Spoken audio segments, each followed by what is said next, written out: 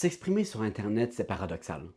Tout le monde peut s'exprimer en laissant un commentaire sur une publication. S'il a plusieurs likes, peut-être que le propriétaire de la page va pouvoir le voir et le prendre en considération. Ça me donne le goût de me battre. Ça marche pas toujours. Un commentaire, c'est anonyme. C'est comme lancer une bouteille à la mer en espérant que le destinataire puisse la voir un jour. Ça reste un moyen pour exprimer sa colère sous des posts. Mais la colère, il y en a beaucoup sur Internet. Vraiment plus qu'avant. Surtout sur Facebook ou sur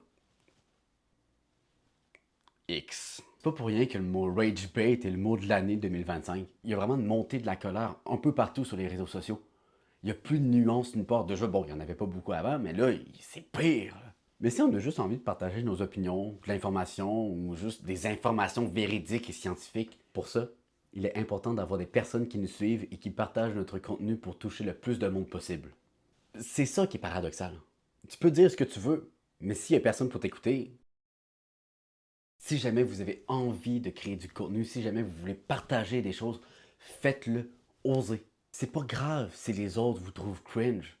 On s'en fout, les gens vont vous juger quoi que vous fassiez dans la vie. Autant faire ce que vous voulez tant que ça fasse de mal à personne. Mais si jamais vous souhaitez continuer vos recherches sur ce qui se passe dans la société, sur la politique ou d'autres sujets qui vous intéressent, je vous partage une petite liste d'influenceurs qui ont été une belle découverte pour moi cette année. Geek Seigneur, qui vulgarise la politique. Poétrie Panacée, qui prend position sur des enjeux sur le féminisme et sur le véganisme. Farnell Morissette, qui vulgarise les projets de loi et leur incidence dans la société. Elle explique, une ancienne journaliste qui informe un peu sur tout ce qui l'intéresse. Affirmation QCCT, une page de mime québécois qui prend position sur des enjeux politiques. Et Lambert, fils de Martine et de Bernard Drinville, il décortique la politique dans ses chroniques hebdomadaires.